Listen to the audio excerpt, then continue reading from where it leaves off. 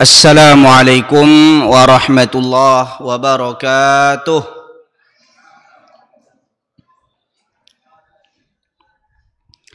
Alhamdulillah, alhamdulillahilladzi hadana lihadza wa ma kunna linahtadiya laula an hadanallah.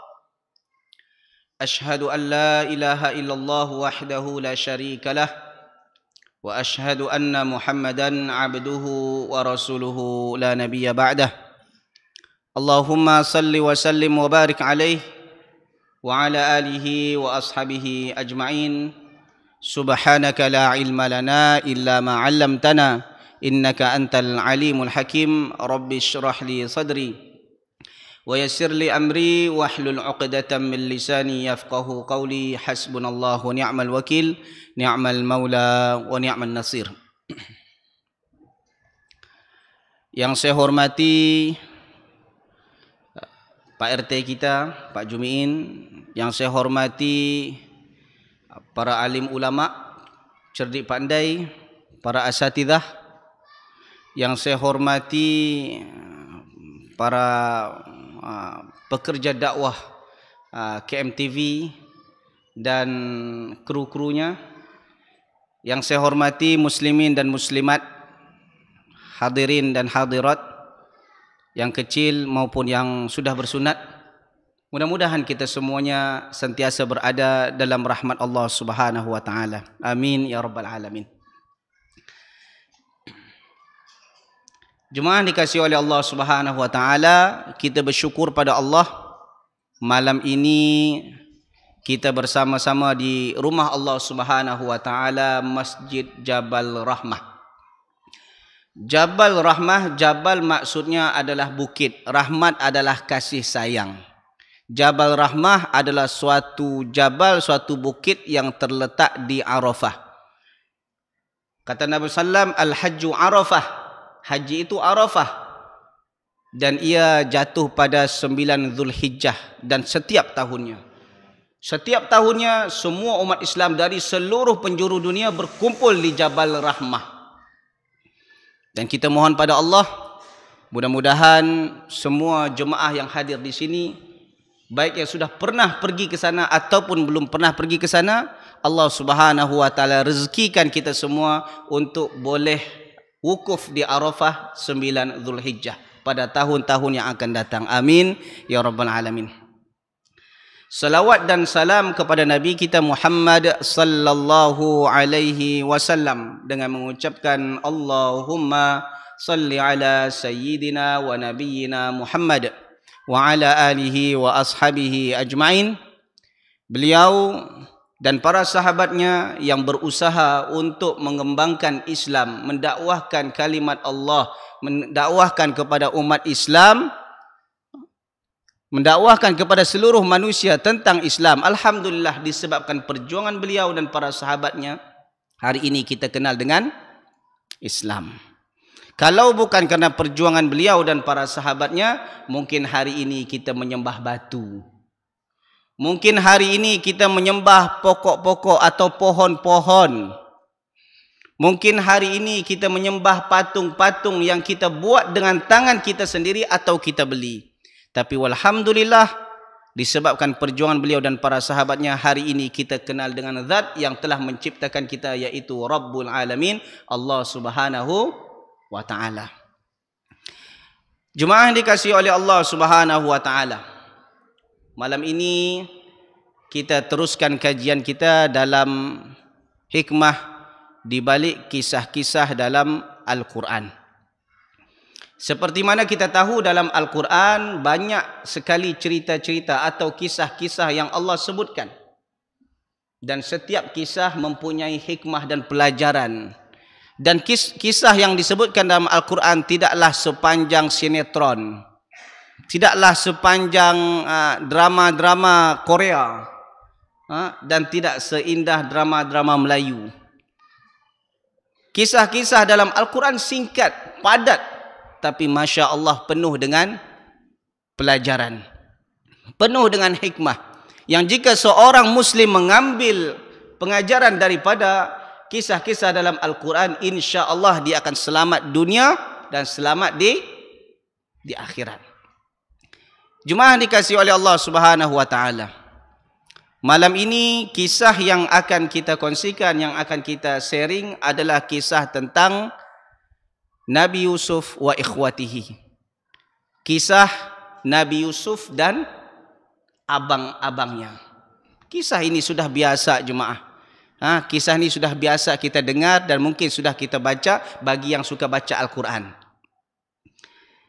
Nabi Yusuf alaihissalam adalah Nabi Allah, salah satu Nabi Allah Subhanahu wa taala yang namanya kekal menjadi nama salah satu surah dalam Al-Quran. Betul? Ada dalam Al-Quran namanya surah Yusuf. Bukan semua Nabi yang Allah sebut, Allah ambil namanya menjadi nama salah satu surah, nama satu surah dalam Al-Quran, tidak. Nabi Musa walaupun namanya disebut banyak dalam Al-Quran, tapi tidak ada surah Musa, betul? Nabi Isa alaihissalam, walaupun Isa ni banyak disebutkan juga dalam Al-Quran, tapi tak ada surah Isa. Nabi Yaqub, Nabi Ishaq, itu Nabi Allah Subhanahu wa taala, tapi tidak ada surah Yaqub, surah Ishaq. Cubalah cari. Namun ada beberapa nabi yang Allah jadikan namanya menjadi salah satu nama surah dalam Al-Quran. Di antaranya adalah Nabi Yusuf alaihi salam. Dan kisah Nabi Yusuf alaihi salam ini cukup menyayat hati, menyedihkan, terharu dan ada kegembiraan sedikit. Nabi Yusuf ni kisahnya dalam Al-Quran komplit dari kecil sampai dewasa. Dan itu Allah sebutkan di dalam satu surah Yusuf saja. Kalau Nabi Musa alaihissalam, Allah sebut ada dalam surah Al-Baqarah, ada dalam surah Al-A'raf, ada dalam surah Al-Qasas, ada dalam surah-surah yang lain. Tapi Nabi Yusuf tidak. Allah sebutkan di dalam satu surah. Dan kisahnya berepisod. Episod 1, episod 2, episod 3, episod 4 dan seterusnya. Tapi malam ini kita akan kongsikan suatu kisah Nabi Yusuf alaihissalam, episod 1, iaitu tentang dia dengan abang-abangnya. Jemaah dikasihi oleh Allah Subhanahu wa taala. Kisah ini bermula daripada firman Allah Subhanahu wa taala, "Idz qala Yusufu li abihi ya abati inni ra'aitu ahada 'asyara kawkaban wasyamsa wal qamara ra'aituhum li sajidin." Pada suatu hari Nabi Yusuf ketika itu masih kecil, dia berkata kepada ayahnya, "Wahai ayahku, aku bermimpi melihat 11 bintang, 1 matahari, wal qamar, 1 bulan, ra'aituhum li sajidin. Aku melihat mereka semuanya sujud kepadaku." Jangan kita ingatkan kalau sujud yang dimaksud sini sujud menyembah aku, bukan. Karena dalam Al-Quran terkadang disebut kata sujud bukan menyembah, maksudnya adalah ihtiram, hormat. Seperti mana Allah Subhanahu wa taala perintahkan kepada malaikat, wa idz qulna lil malaikati isjudu li Adam.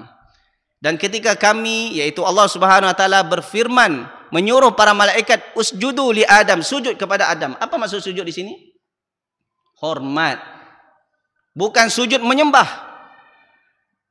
Sebab dalam Islam Allah Subhanahu wa taala mengharamkan seseorang menyembah sesiapa pun kecuali hanya kepada Allah. Iyyaka na'budu wa iyyaka nasta'in. Kepada engkau kami menyembah dan kepada engkau kami memohon pertolongan. Bahkan kalaulah seandainya seseorang boleh sujud selain kepada Allah, maka kata Nabi SAW, aku akan perintahkan seorang istri untuk sujud kepada suaminya. Kepada siapa? Kepada suaminya, bukan suami orang, tapi kepada suaminya. Tapi hari ini jemaah, ada orang yang sujud kepada suami orang. Banyak tuh di YouTube. Kita lihat, sujud kepada suami orang, walaupun statusnya sebagai guru. Itu guru dia, itu ustaz dia. Yang pernah kita ceritakan tentang ekstrim dalam beribadah. Ada orang yang mencium siapa? Kaki tuan guru dia, kaki ustaz dia. Dan ustaznya pun happy pula dibuat seperti itu. La ilaha illallah. Happy kalau ada orang cium kakinya. Bangga dia. Ini ustaz kalau kayak gini, kalau tak bertaubat sebelum mati, neraka tempatnya. Tak boleh. Kalaulah seorang itu boleh sujud selain daripada Allah, aku akan perintahkan isteri sujud pada suaminya. Tapi ternyata Nabi tak perintahkan. Menandakan apa? Memang kita tak boleh sujud kecuali kepada Allah. Jadi kalau disebutkan kata sujud dalam Al-Quran, bukan semestinya sujud menyembah, tapi ada kalanya maksudnya adalah ihtiram, penghormatan. Aku melihat 11 bintang, 1 matahari dan 1 bulan hormat kepadaku. Jadi Nabi Yaqub alaihissalam, Allah berikan mukjizat kepada beliau, boleh mentakwilkan mimpi. Bapa Nabi Yusuf adalah Nabi Yaqub. Yaqub ini adalah anak daripada anak siapa? Anak Nabi Ishaq. Nabi Ishaq anak Nabi Ibrahim.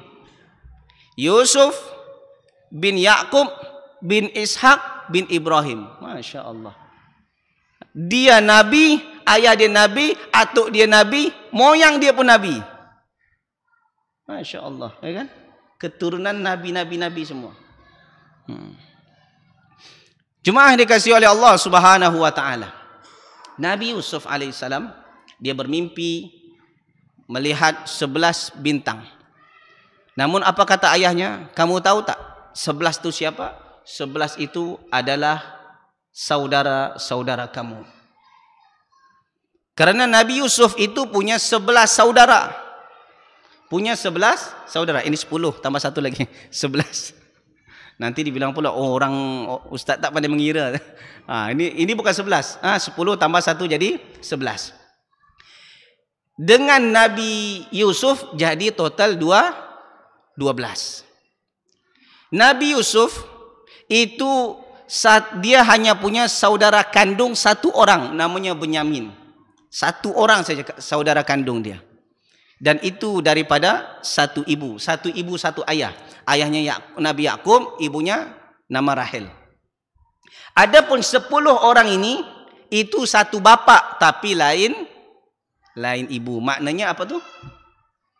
Saudara tiri. Tapi mereka rapat. Kenapa mereka rapat? Karena ketika Nabi Yusuf ibunya mengandung, melahirkan anak adiknya yaitu Benyamin, maka ibunya meninggal. Akhirnya diurus oleh ibu tirinya. Adapun wasyamsa, matahari adalah bapaknya Nabi Yaqub. Wal qamara, bulan adalah ibunya. Maknanya ra'aitum lisajidin, suatu hari nanti engkau hai Yusuf akan dihormati oleh keluarga engkau semuanya, oleh ayah engkau, oleh mak engkau, oleh abang-abang engkau, saudara engkau, semuanya akan hormat kepadamu. Nabi Yaqub pun berkata, ya bunayya la taqsus ru'yaka ala ikhwatika fayakidu laka kaida. Hai anakku, jangan kau ceritakan mimpi ini kepada saudara-saudaramu.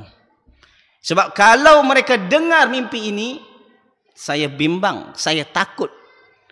Kata ayahnya kepada Nabi Yusuf alaihissalam, mereka akan mencelakakan kamu. Jemaah, sepandai-pandai topai melompat, akhirnya jatuh juga. Sepandai-pandai menyimpan rahasia, ternyata bocor juga. Terdengarlah oleh saudara-saudaranya, yang akhirnya saudaranya mulai timbul iri. Dan betul kata ayahnya Nabi Yaqub, bahawa saudaranya ini berniat jahat untuk mencelakakan Nabi Yusuf alaihissalam. Jemaah, dari sini kita faham ada beberapa pengajaran di sini. Di antaranya jemaah, tidak semua benda, tidak semua perkara yang boleh kita kongsikan, yang boleh kita sharing kepada orang. Ada beberapa masalah yang kita boleh sharing kepada jemaah. ada beberapa masalah yang kita boleh sharing kepada kerabat-kerabat kita. Ada beberapa masalah yang kita hanya boleh sharing dengan pasangan hidup kita saja. Ada beberapa masalah yang kita hanya boleh sharing kepada Rabbul Alamin, Allah saja. Jadi bukan semua masalah boleh kita sharing, apatah lagi sharing di social media. Dan inilah yang terjadi di zaman sekarang, jemaah. Apa-apa masalah sharing di social media, apa-apa masalah sharing di Facebook, Instagram. Dia bergaduh dengan suaminya, sharing di Facebook. Suamiku sudah tidak cinta padaku lagi. Boy. Akhirnya apa? Ada mata-mata, ada orang-orang lain yang selalu tengok, yang selalu memperhatikan. Kapan kesempatannya? Kapan kesempatan untuk menjatuhkan si fulan? Ternyata mungkin ada orang-orang jahat yang berniat untuk merosakkan rumah tangga tersebut. Akhirnya mulailah dia menyapa, wahai fulana, apa yang terjadi dengan kau? Adinda, cila. Akhirnya apa? Akhirnya mulailah si perempuan ini pun sharing dengan lelaki lain. Yang si lelaki itu pun mulai mengompor-ngompori, memanas-manasi. Akhirnya pecahlah rumah tangga. Terkadang pecahnya rumah tangga itu bukan kerana orang, bukan kerana pasangan kita yang tidak sesuai dengan kita, bukan.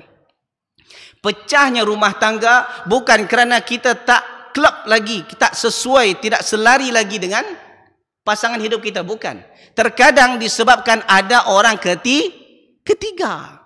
Orang ketiga yang datang seakan-akan menjadi pahlawan dalam rumah tangga kita. Kadang-kadang yang merosak bukan orang jauh, yang merosak siapa? Kerabat sendiri. Kadang-kadang merosak rumah tangga kita siapa? Mak mertua sendiri. Mungkin kita menikah dengan seorang wanita. Di sini semuanya menikah dengan wanita kan? Ada yang menikah dengan laki? Tak ada kan?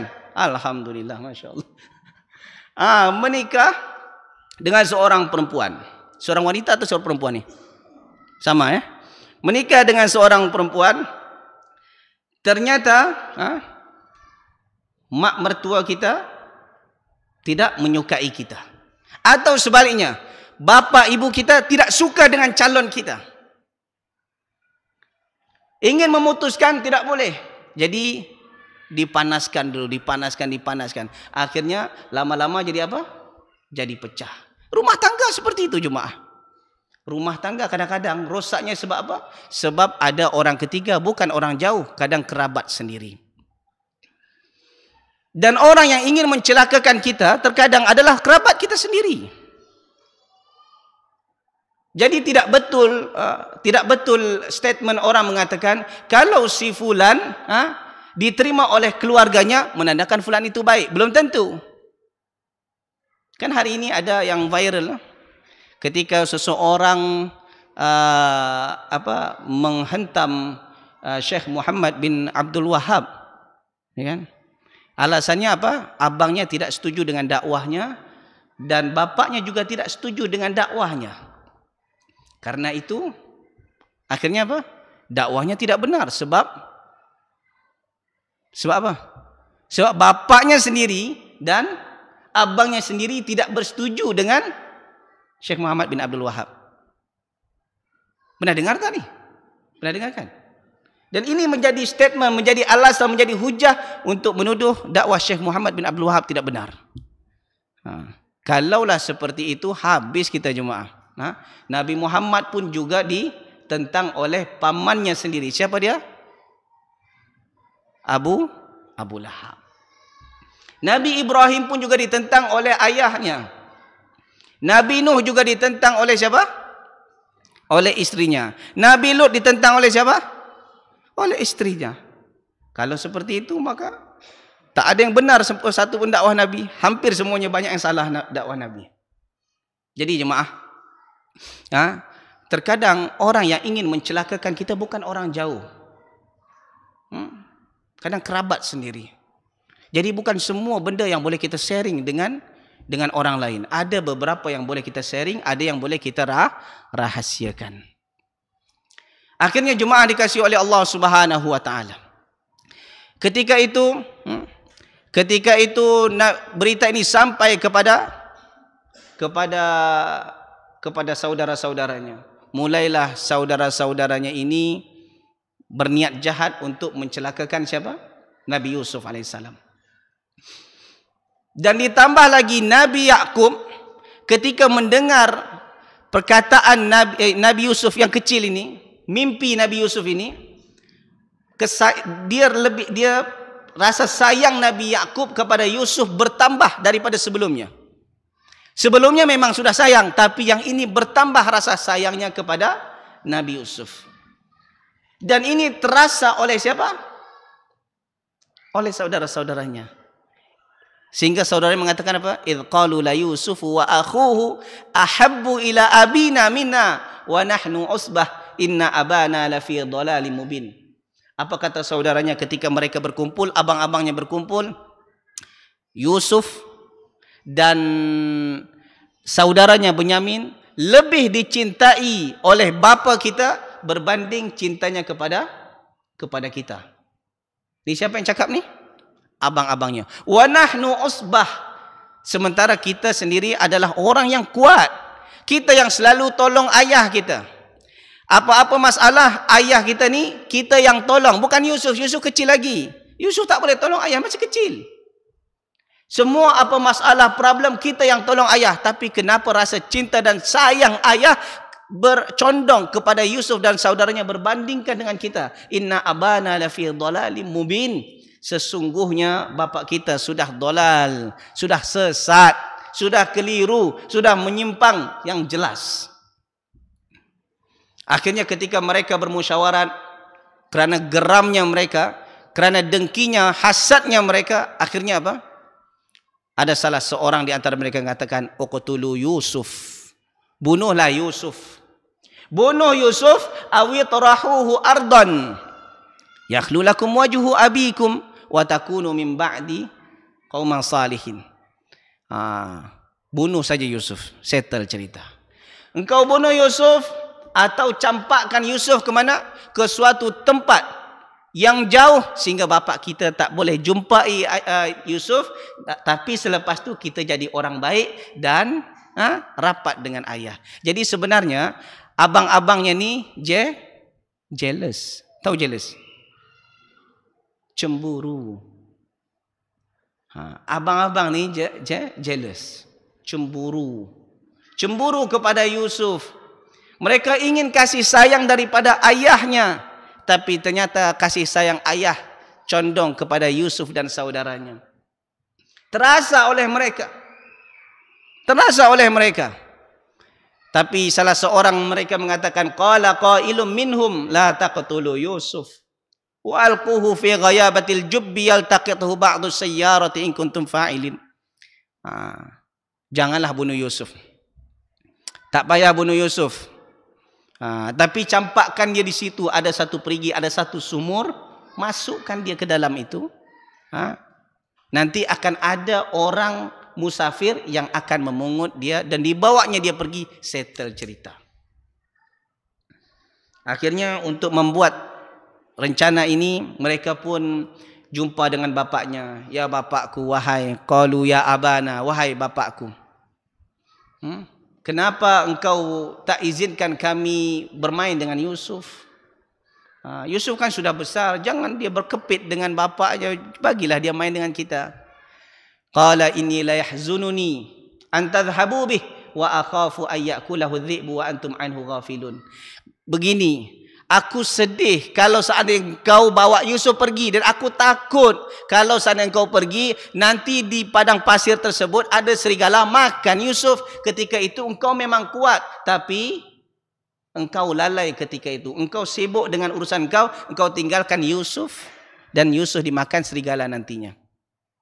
Jadi sebenarnya Nabi Yakub sudah punya firasat.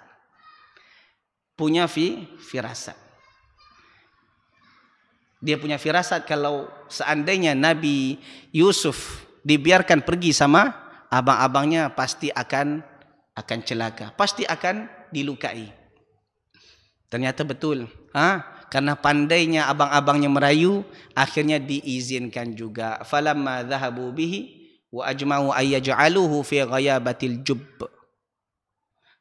Akhirnya ketika Nabi Yusuf diizinkan oleh ayahnya, walaupun dalam keadaan berat hati, diizinkan oleh ayahnya, pergilah main dengan abang-abang kau. Kesempatanlah oleh abang-abangnya untuk apa? Campakkan dia ke dalam sumur tersebut. Tapi untuk supaya tidak kena marah, mereka pun bersandiwara. Apa sandiwaranya? Mereka ambil baju Nabi Yusuf, mereka campakkan Nabi Yusuf, mereka ambil bajunya, mereka koyakkan bajunya ini, dikasih darah palsu. Waja'u ala qamisihi bidamin kadhib. Mereka datang kepada ayahnya dengan membawa bajunya yang sudah dilumuri dengan darah palsu. Qalu ya abana inna dhahabna nastabiqu wa tarakna Yusufa 'inda mata'ina fa akalahu adh-dhi'b. Wa ma anta bimu'minin lana walau kunna shadiqin. Wahai ayahku, kami tengah bermain, kami tengah main perlombaan, akhirnya kami tinggalkan Nabi Yusuf di samping barang-barang kami. Ketika kami sibuk main, ternyata serigala memakan Yusuf. Lihat ni darahnya. Sambil menangis. Tapi Nabi Yakub sedar. Nabi Yakub tahu kalau anak-anaknya ini menipu dia. Tapi karena dia tidak boleh buktikan, akhirnya dia serahkan. Wallahul musta'anu ala ma tasifun. Hanya tempat Allahnya, Allah lah tempat aku minta pertolongan atas perbuatan-perbuatanmu yang jahat ini. Jemaah dikasihi oleh Allah, itulah episod pertama. Habis satu episodnya. Jemaah, lihat. Pertama, tidak semua pengajaran yang pertama. Terkadang orang yang ingin mencelakakan kita siapa tadi? Bukan orang jauh, kadang kerabat kita sendiri. Kerabat yang membencikan kita. Kadang saudara kita sendiri. Itu yang saya selalu sebutkan kepada jemaah. Kalau seandainya kita melihat ada orang yang dimusuhi oleh saudaranya, itu bukan sesuatu yang aneh. Karena dari dulu, dari zaman Nabi-Nabi dulu juga banyak orang yang seperti ini. Maka jika jemaah dicintai oleh saudara-saudara jemaah, maka sungguh itu rezeki yang sangat besar dari Allah Subhanahu Wa Taala. Bukan semua orang yang boleh dapat. Kalau jemaah punya saudara-saudara, punya abang, punya kakak, punya adik, semuanya caring kepada jemaah, itu rezeki yang sangat besar. Bersyukurlah pada Allah. Bersyukurlah pada Allah. Tapi jangan judge juga. Ketika ada seseorang yang dibenci oleh keluarganya, belum tentu yang dibenci itu yang salah. Kadang-kadang yang dibenci itu benar, yang membenci itu salah. Kerana apa? Kerana hasad, dengki. Seperti mana yang pernah terjadi di zaman Nabi Yusuf alaihissalam. Nabi Yusuf tak salah pun, tapi saudaranya yang benci. Saudaranya yang benci, yang tahu bahawa Yusuf suatu hari nanti akan menjadi besar, akan menjadi orang yang terhormat, akan menjadi orang yang terpandang. Benci saudaranya ini sebab apa? Dengki.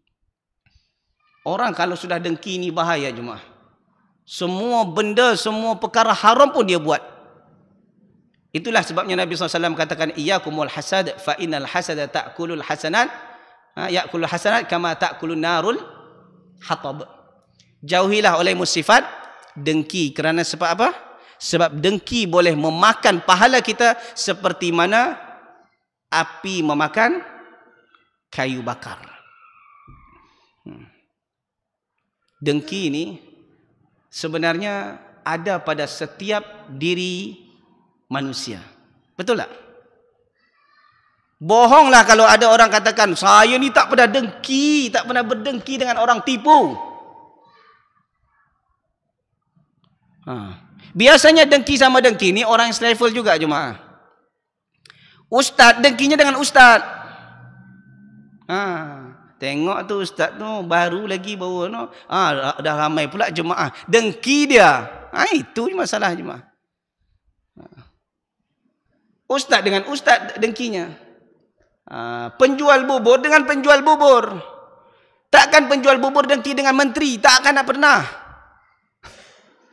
Oi, senangnya menteri. Tak. Penjual bubur, penjual sate, dia akan dengki dengan penjual sate. Dia tengok sate dia tak laku, sate kawan tu laku. Pakai ubi apanya tu. Kan itu. Ternyata kadang-kadang tak laku sebab dia tak pandai masak. Ataupun pandai masak tapi pelayanan tak bagus. Kalaupun pelayanan bagus tapi harga melangit. Kan itu kan. Akhirnya kerana kesalahan dia, ditengok orang lain pandai berniaga, akhirnya dengki dengan orang tu. Hati-hati tu. Si fulan tu dia pakai obat tu. Berdengki dengan tukang sate dengan tukang sate. Penjual air dengan penjual air. Tak pernah penjual air dengki dengan ustaz. Takkan pernah. Yang ustaz dengki dengan ustaz ni siapa? Ustaz-ustaz juga. Ditambah lagi sebenarnya ustaz dengan ustaz dengki ni sebenarnya ustaznya aman-aman aja. Cuma ada orang ketiga, keempat yang panas-panaskan. Siapa yang panaskan biasanya ni? Ada. Jemaah. Bukan jemaah sini masya-Allah. Baik-baik insya-Allah. Ustaz. Tahu tak? Hari itu Ustaz Fulan bin Fulan dia cakap seperti ini. Yang ustaznya pun tak tabayun, terus panas hati, dia balas juga. Balas, akhirnya ustaz dengan ustaz pecah. Kalau ustaz dengan ustaz pecah, jemaah dengan jemaah pecah. Kira-kira yang memecahkan ini siapa sebenarnya ni? Syaitan. Syaitan berwujud manusia. Inna syaitana lil insani aduwwum mubin. Itu yang di ayat ni. Fayakidu laka kaida inna syaitana lil insani aduwwum mubin. Wahai Yusuf, jangan sampai cerita ini bocor kepada saudara engkau. Kalau cerita ini bocor kepada saudara engkau, akhirnya apa? Engkau akan pecah. Yang mecahkan ini siapa? Syaitan. Jadi kalau ada jemaah yang kerjanya asyik mengadu domba para ustaz, syaitan tu. Ni tengok ni kamera ni. Cakap syaitan dia tu. Kalau ada kerjanya mengadu domba, baik itu secara lisan langsung ataupun melalui social media. Kan sekarang itu tu. Ucapan ustaznya betul tapi dipotong. Nanti disambung dengan ustaz lain. Akhirnya bergaduh jemaah. Ini yang tukang edit seperti ini syaitan ni. Syaitan berwujud manusia. Karena syaitan tu ada dua. Ada syaitan yang wujud manusia, ada syaitan yang tak nampak, iaitu bangsa jin. Mana yang lebih menakutkan, syaitan dari bangsa jin atau syaitan bangsa manusia? Syaitan bangsa manusia ni lebih jahat daripada syaitan bangsa jin. Syaitan bangsa jin ni baca ayat keluar dia lari dia. Syaitan bangsa manusia baca ayat tak lari-lari, lagi dia ketuk kita. Bahaya jemaah. Syaitan bangsa manusia ni. Yang sangat menyedihkan kalau seandainya syaitan bangsa manusia ni pakai jubah pula. Ini yang takut. Dia pakai jubah berjanggut. Ternyata di kerjaannya berpura-pura sebagai ikhwan untuk memecah belahkan jemaah, memecah belahkan di antara ustaz. Jadi jemaah dikasihi oleh Allah Subhanahu Wa Taala, bukan kadang-kadang orang yang berusaha ingin mencelakakan kita adalah orang terdekat kita, dan itu berpunca daripada dengki. Yang kedua, hikmah yang kedua, kalau kita mendengar berita si fulan dimusuhi oleh orang lain, si fulan dimusuhi oleh saudaranya, oleh bapaknya, oleh abangnya, oleh adiknya, oleh kakaknya, jangan dengar sebelah pihak, kena tabah Tabayun. Orang kadang-kadang tabayun, tapi dengar dari sebelah pihak. Itu bukan tabayun namanya. Tabayun itu dengar dari dua belah pihak. Dia katanya tabayun tapi pro juga kepada si fulan. Padahal tak dengar lagi dari cakap si fulan. Jadi kalau ada orang ni, contoh si fulan ni, dimusuhi oleh keluarganya. Dimusuhi keluarganya. Jangan dengar hanya dari ucapan keluarganya saja. Coba dengar dari fulan itu sendiri. Atau dengar dari yang lain juga. Karena saya selalu sebut jemaah, jangan berharap orang akan semuanya suka dengan kita. Saya bukan menakut-nakuti jemaah. Saya bukan menakut-nakuti, tapi memang itulah realiti hidup. Yang ketiga jemaah, kasus ini terjadi pembunuhan. Terjadinya pergaduhan antara Nabi Yusuf dengan abang-abangnya. Terjadinya kederhakaan antara anak Nabi Yakub, abang-abang Nabi Yusuf dengan bapaknya Nabi Yakub. Ini berpunca kerana apa? Kerana beda kasih sayang. Pilih kasih. Itu yang dikatakan, idh qalu la Yusuf wa akhuhu ahabbu ila abina minna. Yusuf dan saudaranya Bunyamin lebih dicintai oleh bapa kita berbandingkan cintanya kepada kita. Maknanya Nabi Yakub ada pilih kasih. Ustaz, itu kan Nabi, mana mungkin pilih kasih Ustaz? Nanti akan timbul soalan seperti itu. Itu kan Nabi, mana mungkin salah? Kira-kira Nabi pernah buat salah tak? Pernah. Tapi kan Nabi maksum. Jadi jemaah, maksud maksum adalah terpelihara. Ketika seseorang berbuat salah, maka ditegur oleh Allah Subhanahu wa taala, itu namanya maksum. Dan inilah yang didapati oleh para anbiya, para nabi, kalau buat salah sikit saja lalu ditegur oleh Allah Subhanahu wa taala. Buat salah sedikit saja ditegur oleh Allah. Sama ada baik itu teguran kecil ataupun teguran besar. Selepas itu nabi itu diampunkan dosanya yang lalu dan akan datang, dan nabi itu cepat-cepat bertaubat pada Allah Subhanahu wa taala. Kalau jemaah buat banyak maksiat, lagi banyak maksiat lagi berjaya. Lagi banyak maksiat, lagi banyak curang kepada orang lain, lagi banyak menzalimi orang lain, tambah sehat. Itu bukan nikmat, tapi itu azab. Yang kita kenal dengan namanya istidraj. Tapi kalau kita buat sekali salah, lepas itu dapat teguran daripada Allah, itu tanda Allah sayangkan kita. Jangan marah pula pada Allah. Jangan berburuk sangka pula pada Allah. Aku dah rajin solat, aku rajin ibadah, berzikir, baca Quran, tiba-tiba hidupku selalu melarat. Boleh jadi kita buat salah, lepas tu Allah tegur. Tujuannya supaya kita kembali pada Allah Subhanahu wa taala. Allah tak ingin kita menjadi orang yang masuk dalam kategori istidraj. Dan para nabi seperti itu. Nabi Yakub pun ditegur oleh Allah. Apa tegurannya? Sayang sangat dengan Nabi Yusuf. Akhirnya Allah pisahkan Nabi Yakub dengan Nabi Yusuf. Nabi Ibrahim kan pernah juga berlaku seperti itu. Ketika Nabi Ibrahim sangat sayang kepada istrinya dengan anaknya Ismail, Allah perintahkan apa? Hai Ibrahim, pergi engkau ke sana. Bawa isteri engkau, bawa anak engkau, tinggalkan di gurun pasir, di lembah yang tak ada satu pun pokok, satu pun tanaman, tumbuhan yang tumbuh di tempat tersebut. Ketika Nabi Ismail sudah mulai comel-comel, sudah mulai cantik, sudah mulai cute, apa bahasanya? Sudah mulai lucu-lucu. Diperintahkan oleh Allah apa? Sembelih Nabi Ismail. Karena Allah tak ingin ada seorang nabi yang buat kesalahan walaupun kecil. Tengok jemaah. Kesalahan bapa yang terlampau pilih kasih dengan anaknya. Apa yang pertama? terjadi pergaduhan antara anak.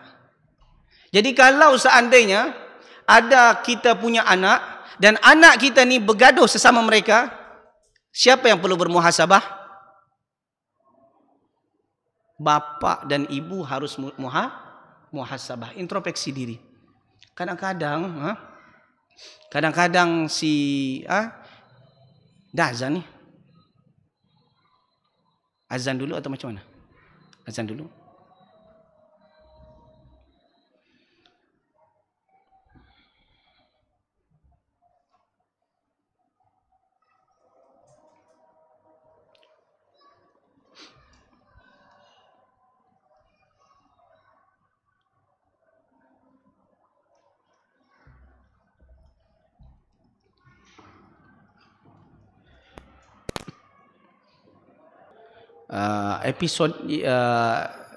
Episod 1 ni tentang Nabi Yusuf dan abang-abangnya sebenarnya cukup panjang dan itu pun belum habis. Tapi kerana mungkin jemaah selepas Isyak ni ada yang punya janji dengan orang lain atau punya program dengan yang lain, maka mungkin episod ini kita tangguhkan.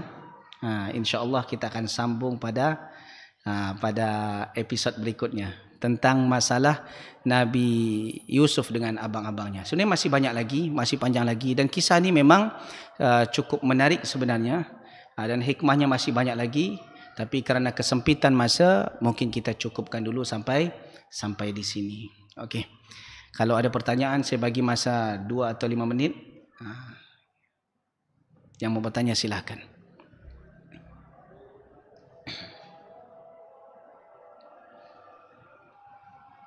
Tak ada? Dah faham semua? Alhamdulillah. Itu yang penting. Yang penting faham. 3 hari yang lalu kalau tak silap, atau 2 hari yang lalu lah, saya bagi kajian di Kampar. Untuk kalau saya tidak stopkan pertanyaan, mungkin sampai pukul 9, pukul 10 pun masih bertanya lagi. Orang kampau ni memang kuat bertanya. Sampai-sampai pertanyaan pun bukan biasa-biasa. Ekstrim pertanyaannya. Saya pun takut menjawabnya. Saya takut menjawabnya. Tapi kerana bertanya juga, saya jawab juga. Ada sebahagian yang terpaksa di-cut kerana ambil masa. Patutnya, apa kata orang, ustaz termasuk pendek ustaz. Kalau ustaz-ustaz lain lebih panjang daripada ini.